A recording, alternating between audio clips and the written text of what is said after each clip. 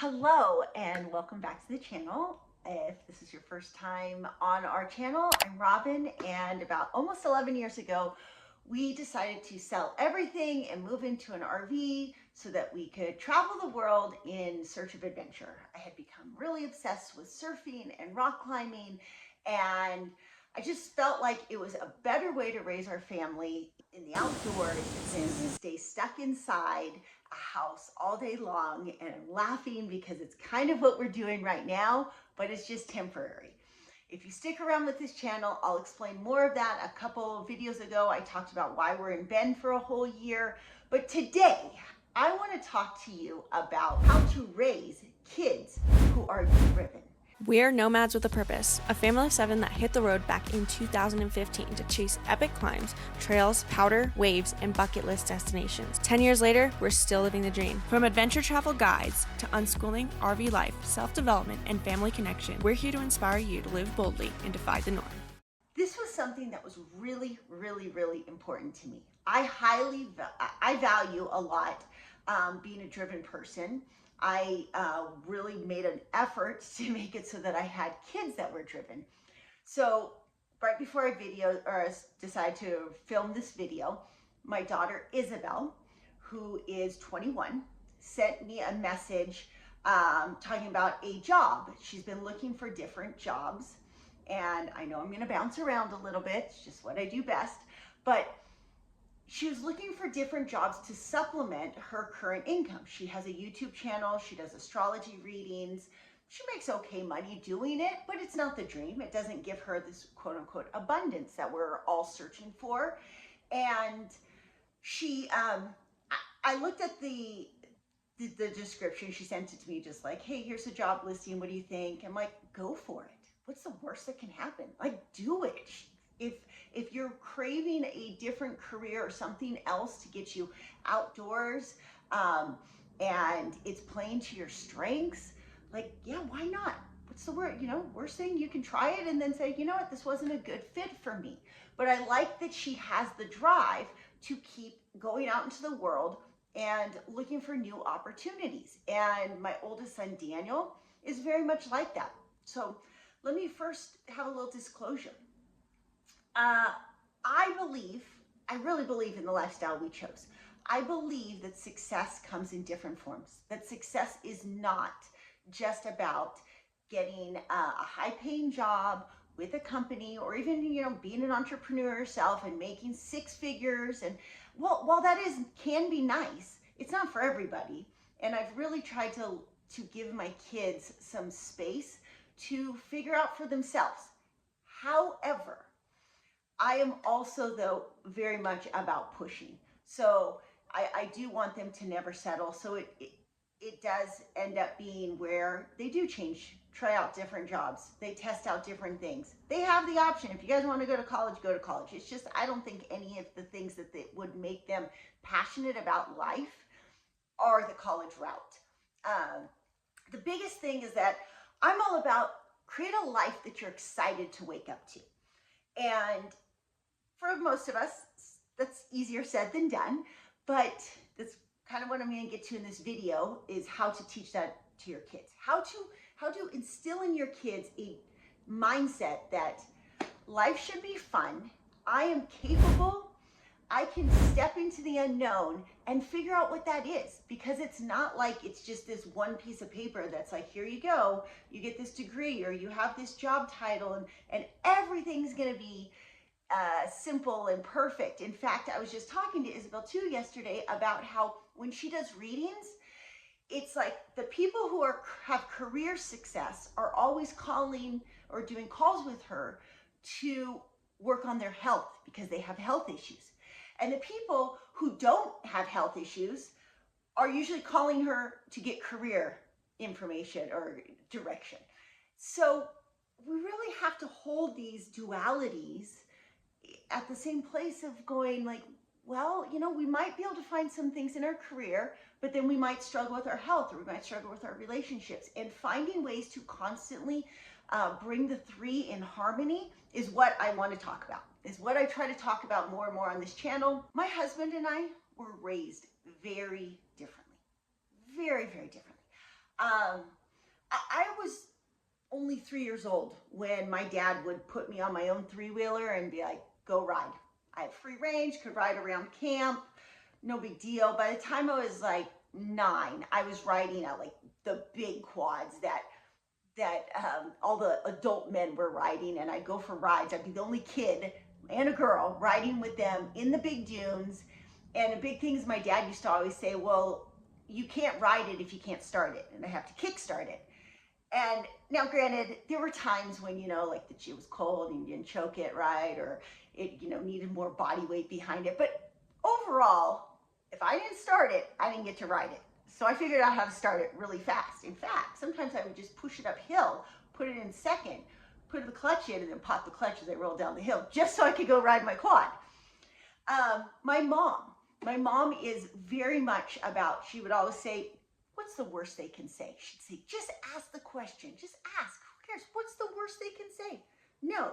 Although Gabby and I would argue after being bloggers and having to reach out to companies, the worst thing somebody says is nothing. I'd rather them just call and say, I'm sorry, no, we don't want to work with you, than have to send emails over and over again. But my mom taught me that. She said, it doesn't hurt to ask. So my mom gave me a very assertive throat chakra, and my dad gave me a very active solar plexus chakra. I can go out and do things, and I can communicate too. I can do and I can speak. My husband, who's amazing, I love him, but he didn't get that. His upbringing was much more about be a good boy, be a good listener, make my life easier for me because I'm stressed out. So eat whatever is left over, help your siblings. Just kind of be quiet. Don't make it. Don't your siblings are so hard, and can you just be easy?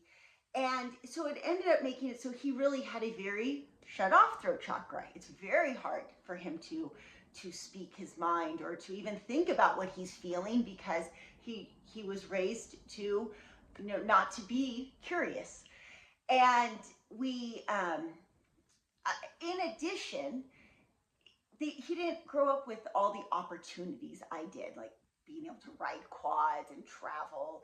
They didn't have a lot of money, and so his life was very small. His backyard was most of his exploration. And then one more is that he came from a long line of people who had a hard life and they really wanted to play it safe. And I say that with empathy because I think there are a lot of people in the world who can relate to that, whether it's from poverty, minority, whatever, that life was so hard and there was a lot of risk. And so you had to make safe decisions. You had to play it safe because you didn't have the ability to throw money on getting yourself out of predicaments. Whereas like my dad, we road tripped all the time and cars broke down, and he had the money to throw on buying something or fixing it. He also had the knowledge to fix things as he went. So there is a difference, and I'm trying to start with that. Like, I understand we all come from different backgrounds, different scenarios, but we can all encourage this thing that I'm talking about today. So my husband and I have, been really working hard through this shift in perspective of life. Okay, it was programmed in, play it safe. The world is dangerous. Be easy. I was programmed with, we'll figure it out. Just ask. If there's something you want, just go ask or just go try. My husband did not get the upbringing of want. Don't want. It is bad to want. Good boys do not want things. Okay, so we come together and we'll go for hikes and just talk about this. And we're really talking a lot about this bridge between programming and manifestation. Like we believe in this concept of the quantum field and manifestation. Your thoughts create reality. However, your program, your brain is wired into certain beliefs from your childhood. And that definitely plays a role when you come into a relationship, and it definitely plays a role when you're raising your own kids, to make sure and be aware of what is the thought, belief that I'm instilling in my kids. Okay, so we were talking, and I'm writing a book. I'm almost finished. I'm super excited. I hope you read it. I'm writing a book about a memoir, basically, a raw vulnerability memoir. And in it, I talk about, like, the shortest version of my story is that I was extreme, even though my parents did give me these other qualities, speak your truth or ask questions and do things, there was still something about, like, normal society, like in school and in sports, that I just didn't feel like I fit in. On top of it, I should have added in, my parents got divorced when I was very, very young, and they fought a lot. They never even spoke to each other, actually. And so that created a really big wound.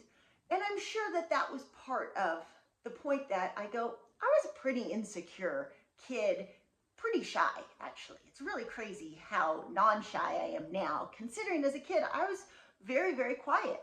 And in my book, I talk about how, because I was so shy, I really latched onto Victor hard, like massive codependency. He was just everything to me. People would make the jokes, oh, you guys are whipped, and we were always together. So much so we opened a business together. I mean, we got married so young. We started having kids really young. We really didn't have social life. Everything for me was wrapped up around Victor. And then in 2009, Jiraiya, our fourth, was 1 year old. Victor went through a massive adrenal burnout. It was awful. And I think I've made videos about it, but I can make much more videos about this. But the gist of it was that it took about 1.5 years, 2 years for him to recover. And along the way, part of his adrenal burnout made it he couldn't weight train anymore. And he really was suffering. Like, he struggled so much to just run with me. And so he needed a different form of exercise. And I saw a sign for jujitsu. And I'm like, what's that? I don't know. I walked in. I'm like, what's jujitsu? And the guy's like, oh, it's this. And I'm like, oh, that sounds like wrestling. My husband was a wrestler. Let me go home. And I tell him, hey, guess what, honey? You know this thing is called jujitsu? He's like, yeah, I know what it is. Remember, too, this was 2009. It wasn't as popular as now. He's like, yeah. I said, hey, I talked to the guy, and he said you can come tonight. You should go. I was so desperate for something to bring my husband back to life. And he went. And it worked. And he came back to life. And then all of a sudden, he was going 3 times a week, Tuesdays and Thursdays from 7 to 9:30 at night, Saturdays from like 9:30 in the morning till noon. I had 5 kids by then, and one of which was still a baby. I was drowning, but like I wasn't adrenal burnout or anything, but I was just more like, oh my gosh, this is a lot of work. And to be honest, I could handle all that work. But I was really like, the toddler in me was like, you don't love me anymore. You abandoned me. I feel betrayed. And I was so hurt. I was so upset. So upset. I promise you guys I'm getting to the point of this whole mindset thing. And it took a long time. Long time. Let's see. He started jiu-jitsu, I'm pretty sure it was May of 2010. Tatiana, actually, my 5th, wasn't born until that fall. So that was part of it. I was pregnant. And I wasn't even that emotional of a pregnant person, but I was still pretty emotional about it every Tuesday and Thursday and Saturday. The other days I was okay. And 2011, it's funny how it's like parts of it is kind of a blur, but overall 2011, everything was just kind of like gradually shifting in our family and our life. And I had a newborn, and I was really wrapped up in being a mom to her up until about when she was about 13 months old. So it was at the end of 2011. Let's just say 2012. Something snapped inside me. I was done breastfeeding with her. I knew I was done with having kids. I was like, 5 is great. I'm not my limit. Tap out. And I started going to yoga. And it was so not me. I was not this, let's even say, like, now that you go to yoga, you're hippie, but I was not this hippie type person that I am now. I'm like, oh, yoga. Curious. What's yoga? I'd go to yoga. And then I'd sit it was really hard because I was not ADD, but like I had to move fast in life. It was always going. And like to yoga, I'd have to like sit still. It was hard. But I started to become aware of my thoughts and my feelings. And, the yoga instructor would always like plant certain seeds in my mind. And I became curious. Like my curiosity was totally sparked then. I was a curious person, I'd say, in general in life, but not to this level. This was a whole new, like, I wonder if. And that year, 2012, I started really thinking, I started acting upon the curiosities. So I thought, I wonder what it would be like to be a yoga instructor. I'm really scared. I'm like obsessed with being a mom, and I never wanted to leave my kids. That's why I homeschooled them. I took them to work with me. I was always with my kids. But for 2 weeks, I'm like, you know what, Robin? I think I can be bold and brave. I can go to yoga teacher training. It's whatever, 8 a.m. to 5 p.m. for 2 weeks straight. And the first day was hard. I was like, oh my gosh, my kids, they're going to not love me anymore if I'm gone. Ridiculous thoughts. But I went and I was like, this is kind of interesting. Like this space of being back in the world, not as a mom, as just a human. Like, keep in mind, I opened my business. I was 20 years old. I had Danny a week after I turned 22. Like going into the world, I would have been at like 34-ish. I felt like a fish out of water again. But this time I had a little bit more confidence. I was still pretty shy, I'm going to tell you. I think I went through teacher training and probably spoke one sentence the entire time. I was still that shy. But I absorbed a lot of it, and I let that curiosity perpetuate. And on the way to yoga, because it was in La Jolla, California, I would drive by one of my favorite little beaches, Tourmaline. And I looked at the surfers in the water, and I'm like, I have that surfboard I bought on a whim one time when we were in a surf shop. Maybe. So the next day I grabbed it and I took it with me. I put on my wetsuit. I think I had to be a teacher training at like 8 a.m. that day. So I think I was probably out at the beach by like 6:15 a.m. Sunrise is freezing still, but the sun is rising. And I'm like, all right, I'm going to do this. I'm doing this thing. And I put on my wetsuit and I start paddling out. I have no clue really what I'm doing, but paddle out, look at what everybody else is doing, and I probably have a big flag on my forehead that says newbie. It was easy to tell that I didn't know what I was doing, and it was great that like there's a nice person in the water. He's like, hey, it's your first time out here? I'm like, well, I've paddled out before a long time ago, but yeah, I have no idea what I'm doing. He's like, it's a wave coming. Paddle down. And guess what? I didn't catch it. I surfed that whole morning. I don't think I caught a single wave. But something magical changed inside of me because of that curiosity. All of a sudden, I was like, I wonder what else I could do.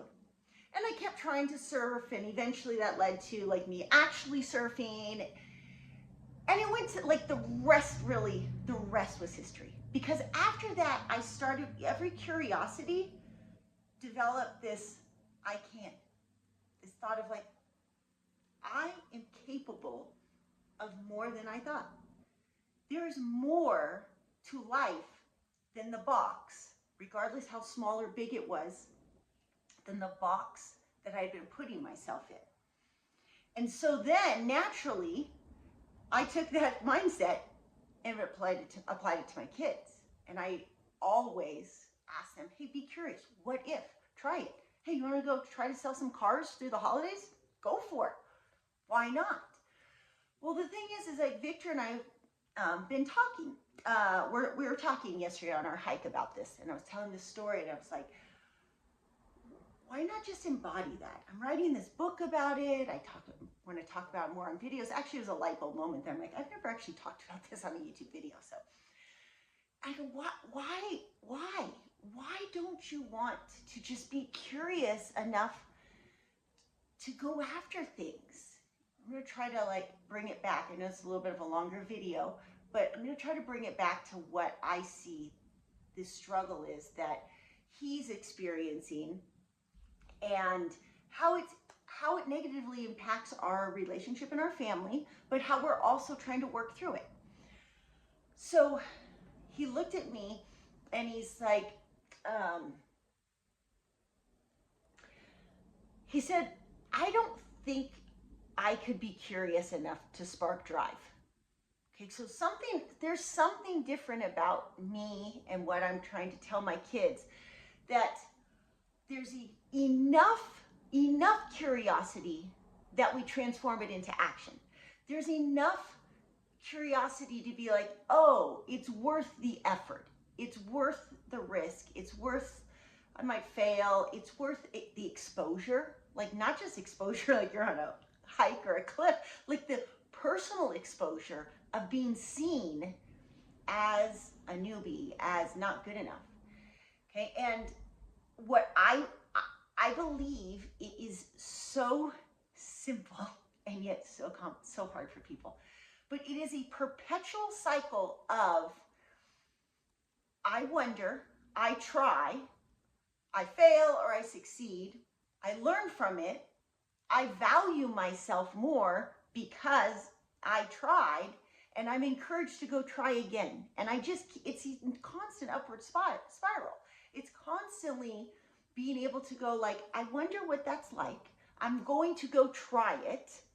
I try it, I fail, I go, I look back at it and go, well, did I fail because I didn't have enough knowledge? Did I fail because I think of people like a lot of times fail in surfing because they go out on the wrong day. So that would be knowledge also. But I failed because I'm not physically capable enough for it. Adventure Ready Mom Club. Why? Being able, which is another programming issue. Some of us were raised, I know I was raised to make a mistake, and then my dad would sit with me and go like, why'd you crash your quad? What do you think happened there? What was going on in your mind? He'd ask me those questions. We'd work through that. I know Victor didn't get that in his upbringing, so I understand that. Trying to teach somebody at 50 years old how to go back through that process of looking back and go, what went wrong? Okay, that's if you fail. Having that space to not judge yourself and go, let me learn. Let me see what, you could ask people to get knowledge. There's so many ways to get knowledge in figuring out what went wrong. Okay, and there's sometimes it fails and it's like, well, that thing's not for me. As long as that failure doesn't stop you from curiosity, it's cool, fail. Try something new, try it again and again and again. But then we get to success. Maybe it's that one time though, you just succeed, or you succeed just enough to make you smile. And then you go like, wow, I feel good.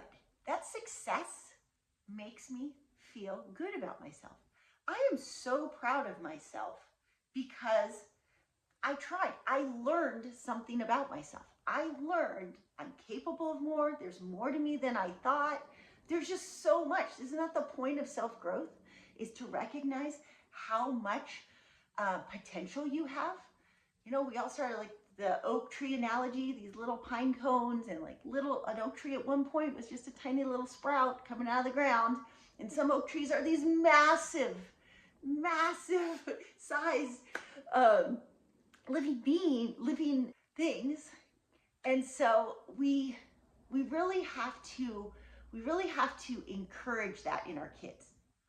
But what do we do if we aren't like that? What do you do if you're not naturally have the set point that I do? What if you grew up like Victor, where it wasn't allowed to fail? It wasn't even allowed to necessarily try or be curious.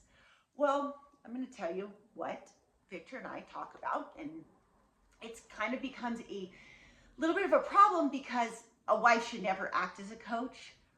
But one, I can't help myself sometimes. And two, I always tell Victor, I'm like, just go get a different coach on this stuff. He's like, well, I don't want to spend money on this. You already have the answers. My ego just has to take it. But that aside, I go, well, let's just look at personality, because our personality has a lot of clues into what the beliefs are that we're holding. And I haven't recorded this on any of our YouTube channels, but the craziest thing happened a couple months ago. I discovered that my husband is an Enneagram 4, not an Enneagram 2. All of these years, I just assumed that he was a 2 because there was so much wrapped up in worthiness of not feeling important unless he was helping. And naturally, his job is helping people. And he doesn't do that much in his life other than his job. So it was kind of like a natural by default. If you know anything about the Enneagram, an Enneagram 2 in growth becomes a 4, and in stress becomes an 8. And there were some things where I was like, hey, sometimes if I push his buttons too much, he'd get a little bit more aggressive. And I'm like, oh, this is your stress in 8. But it didn't always make complete sense to me. And then if you're an Enneagram 4, your stress is a 2. And your growth is actually a 1. And there, in the Enneagram, there are 3 subtypes. There's a self-preservation, a social, and a sexual type. And while I think everybody wants to think that they're the sexual type, actually all guys are going to be, oh, I'm definitely the sexual type. It just means that you like one-on-one connection more than the social type. Obviously likes more big groups or like societal standards. And the self-preservation one obviously is trying to protect themselves. Each one of those shows up differently, and of those 3, so if you're like for Enneagram 1, there's SP1, SO1, SX1. 2 is the same thing. Okay, so there's really 3 types of each of the 9 numbers. 3 times 9, 27. 27 types, and different ones can look like others. So if you, let's say an an SX6 can often look like an SP8 or vice versa. There is I think the SP1 can look a lot like one of the 6s. Anyways, it's not to master Enneagram here, it's just to give you curiosity to go find out for yourself. When I talk to somebody one-on-one, I can usually go, oh, you're saying this thing that you keep repeating. Okay, well, you would have thought that with my husband, except as an SP4, they really they don't talk a lot they don't share much about themselves. Even though I know a lot about my husband, I had to play detective to draw it out of him. So we get to this point where we go, oh, wait, you are an SP4. And this light bulb moment goes off in my head because I go, your number one belief is that you find worthiness through persistence and suffering. You're causing us to stay in a suffering cycle. That's not cool. We can't do that. So so this is how I'm bringing the 2 together, that like, hey, curiosity is super important. But curiosity is actually the antithesis of some personality types. I'm not going to go through them all right now, but definitely for an SP4, there is no part of that ego defense that's saying, you know what? I just want to feel more light and free.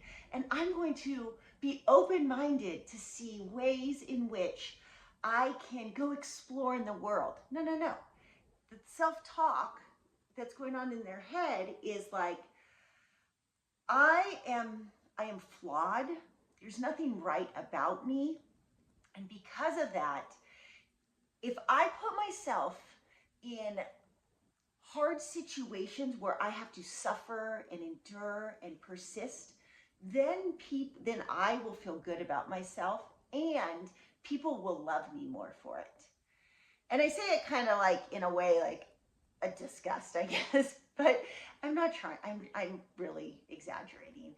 But I would tell him, I'm like, Victor, it's like every day you pick up a hammer and you swing it and like hit your hand with it.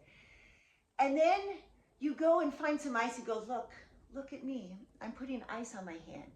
And I look at it and go like, well, you could stop hitting your hand with a hammer. That would make things a lot easier.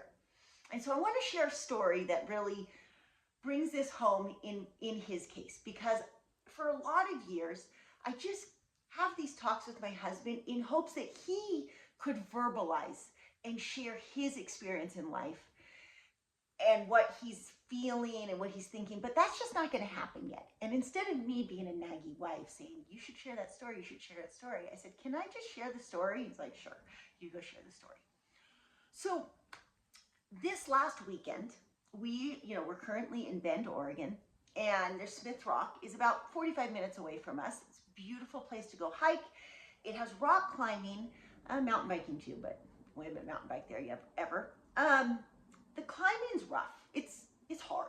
Sandbagged is how we call it. So I'm not this great climber, so I don't go there very often to climb, even though it could be fun. A few months ago, I did a multi-pitch with Gabby, and it was so fun. I call it 5-point fun. It was really fun. It's not something that I could just lead all myself, but the very first pitch I did lead, and I loved it. So it was a Saturday, and living in a house sucks. I really love the comforts of it, but like our life is so boring when you live in a house. But we're just doing it temporarily, and it's giving me a chance to live up to my business dreams and my not really business, my soul's purpose. I'm supposed to share my life with people. I'm working on my soul's purpose here, and I love that. So we go, hey, what should we do? Let's go to Smith Rock. Victor, Tati, Jiraiya, and I. We drive out there. Didn't realize that there was a race going on, which was kind of funny, because the one day we finally pack up the car. Let me tell you, going on an adventure from your house is so much more hard than when you're just living in an RV. You're always in travel mode. To get out the door takes like an hour, but we get out the door, we finally get to the parking lot. It's completely packed. The rangers are circling around, ticking at everybody. Victor and I look at each other like, oh, wow, we really have had a huge shift in our whole overall mindset and I feel like frequency. So it was kind of cool. We're just like, cool, I guess we're not hiking. We'll just leave. And right as we look at each other, the car in front of us pulls out in the parking spot. It's like, we use the sea will part ways. We both look at each other and I'm like, I manifested it. He's like, I manifested it. Like, cool, we co-manifested it. And so we go we're going to make this really Robin-esque adventure by hiking Misery Ridge, a little over 3 miles. And I was going to do the first pitch. Dry and I were going to climb the first pitch of this one climb. It's like 5.8 climb, little thin. So 5.8, it really feels more like a 5.10, but that's fine. It was within my wheelhouse. It was fun. It was great. I ran up it real quick. Came down, then Jiraiya did it. Victor and Tati were sitting over on the rocks watching us do it. I look over and I think to myself, wow, I'm so lucky to have that. I have a husband who is a father that is so comfortable for my kids to be around. Victor has a lot, you'll hear me show up here. I want to make sure I go positive, and I'll show up here maybe and share some of these Victor sucks stories. He's like, man, is it always a Victor sucks story? No, it's just, I think a lot of people have a lot of the same resistance points in life. Victor might not be the one who, like I talk about in my book, that he's not the one who's jumping in the driver's seat saying, you want to go to Moab this weekend? And he's probably never going to be that person who's in the driver's seat of our life. And it's taken a lot of work for me to accept that and be like, hey, but you bring this element, this level of stability to our life. And it was really great. So it was cool seeing him sit with Tati, and they're just enjoying the sun. And he was telling me how, while he was sitting there watching us climb, people would walk by and be like, oh my gosh, that's crazy. Dude, that's so dangerous. I can't believe they're doing that. And in his head, he's thinking well, it's not really that dangerous, but at the same time, I can't get myself to go do it. And we finish the climb and we start hiking. And so Misery Ridge is kind of like what it says. It's a quad burner, but it's really short. It's not that, we're talking maybe a half mile uphill. And it's steep, like I said, but it's not that far. And a lot of people are hiking it. And, I tend to hike really fast, and I'm selfish. If I go hike, I'd rather just hike at my pace. I don't slow down. And Victor hikes significantly slower than me. So he's back there, and every so often, Jory, Tati, and I will wait. But we've already talked about it. They're like, this is just how we hike. I don't want to hike slow. I don't care if we have to stop every so often. We check in every so like, you good? Yeah, I'm good. I'm just doing my thing. I'm like, all right, cool. We're gonna keep going. We'll see you at the top. And there's a lot of people who have to pull off to the side as we pass them. And there's even people that are having to pull off the side as Victor passes him. And so we're talking about this after, how he was like, it was interesting how, I have, even though we have this like agreement that we hike different paces sometimes, and like, I just do my thing, you do yours, and I still can't help but have this thought in my head of like, why do they have to hike so fast? Why can't they just wait for me? Why do they always have to leave me? And then I catch it, and I realize like, this is just what feels good for her. I used to always use the analogy of like, imagine if I went with you to jujitsu and you had to roll at my pace. Just like you want jujitsu to feel a certain way, I want hiking to feel a certain way. So he was saying how, oh, I caught the thought. And then I also caught the thought how I'm better than these hikers that have to pull over to the side. I'm not that. And it brought up an interesting dialogue of how our brain wants to always position ourselves as better than or worse than. It's not to say that I don't have those thoughts, but I really don't play, or I don't live life or align by that type of thought process or mindset. I'm really, really good at having blinders. In fact, I write it in my book, A Playful Life.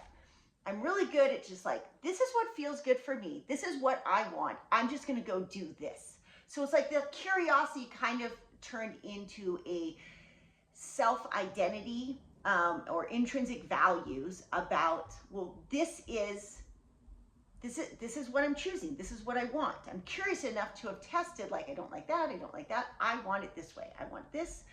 And I think a lot of people, though, limit themselves because they're so caught up in the fear of not being perfect or good and aren't enjoying the journey so much.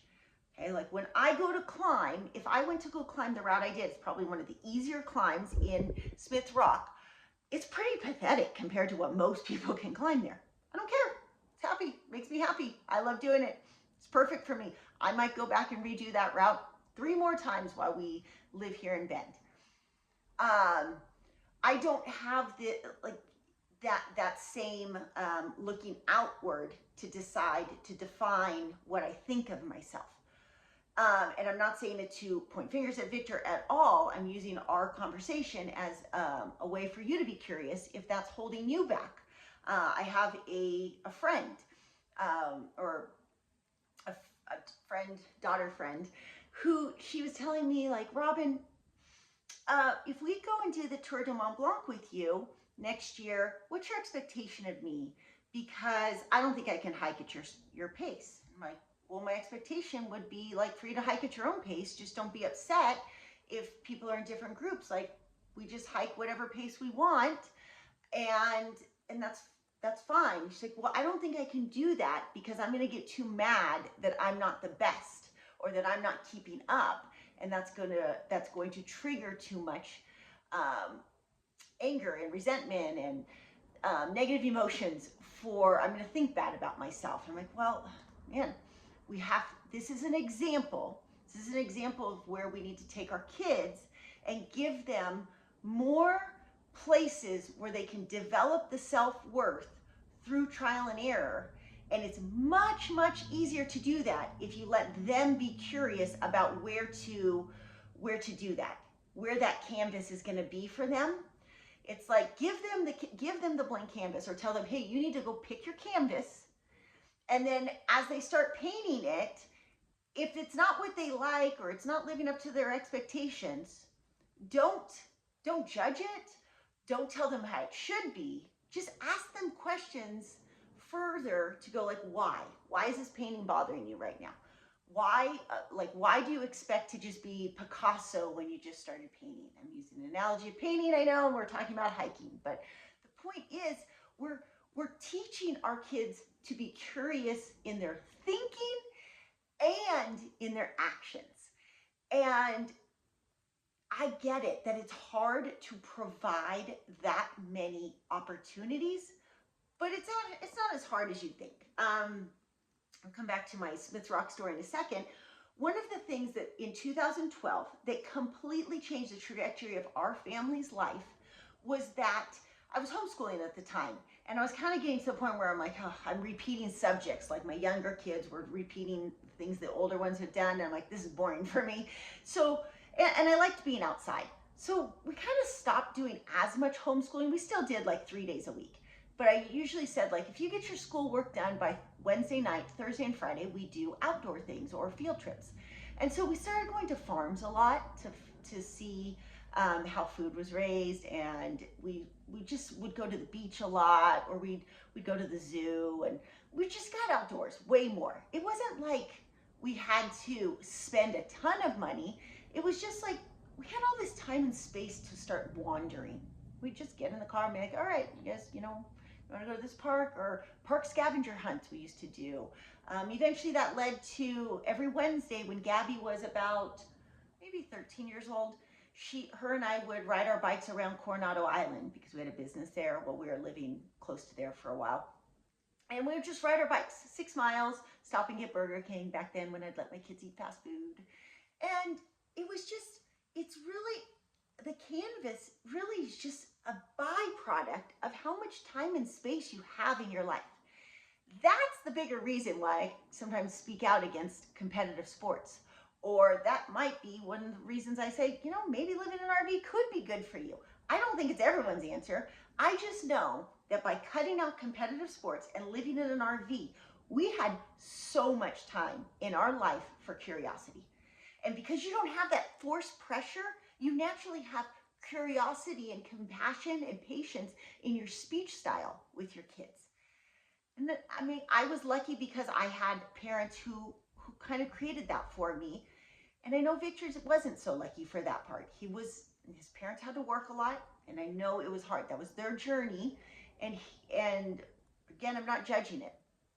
But we're back at Smith Rock for a second. I'm going to wrap up that story with all my tangents.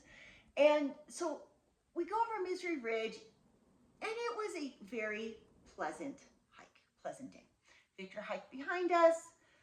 My natural ego defense tends to get upset, wants to be mad, and my internal dialogue is like, why can't you hike faster? I don't understand. You're the fitness guy. Why can't you hike faster? And then I go, just let him. Like Mel Robbins, let them. It's okay. It's all right. He's out. If it was my son, I wouldn't complain. There was an expectation because it's my husband. It was silly. And so we get down to the flat part, and we were going to walk all the way around. It was another mile. And all of a sudden I remembered, wait, Asterisk Pass is here.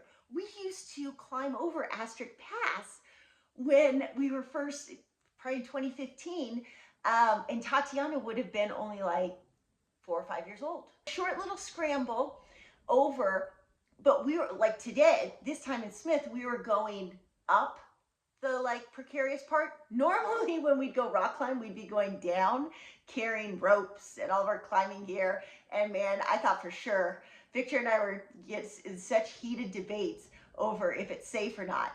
This is ridiculous. You can't be doing this with our kids. I'm like, they're fine. They were fine. But I understand, especially with how much after that we traveled and how different our starting points were in perspective of what is dangerous. And so we did this. We went over Asterisk Pass, and I know Victor didn't really love it.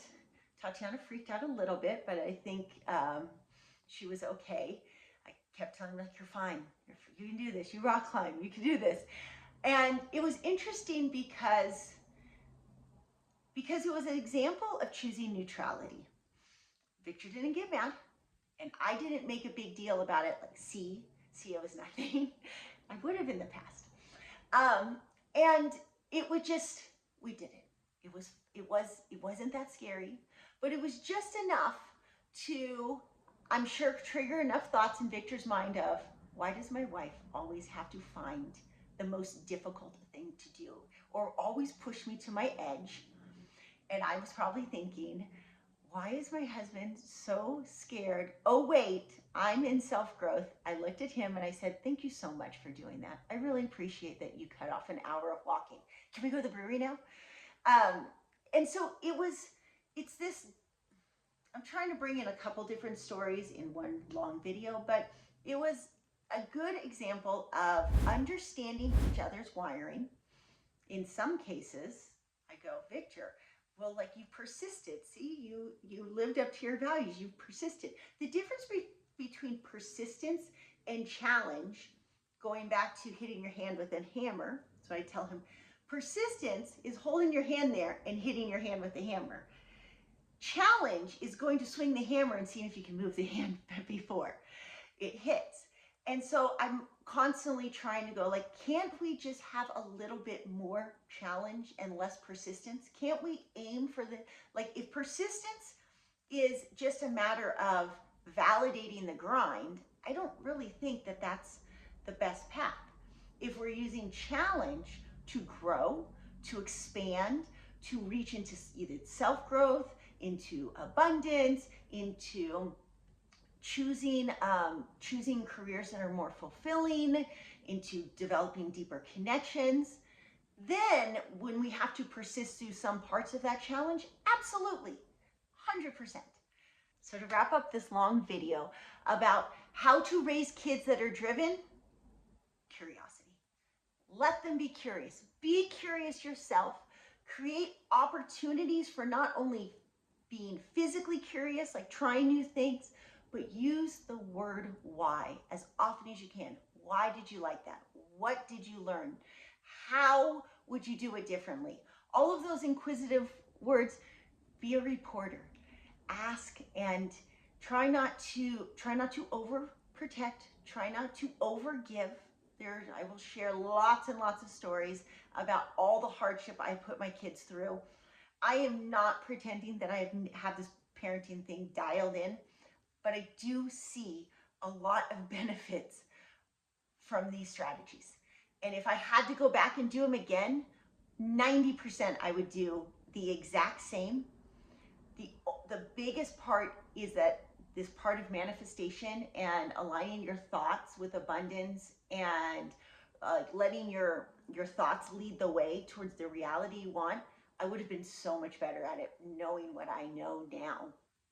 And that is still something that I will share. It's a work in progress. It's not easy because our brain gets so caught into ruts from our childhood programming and our ego defense, which is our Enneagram. We're always going to want to, we always want to take stances based on our Enneagram. Like for me, as an SX8, I have to get over the fact that I want all this power. I am not power hungry, but I could see how, like, always wanting more, and that, like, being here in Bend, learning to surrender and to accept boring. I'm much better about, like, it's gonna just be another boring day today, and that's okay. I'm gonna entertain myself on YouTube and create hour-long videos. All right, that's a wrap. See you next time.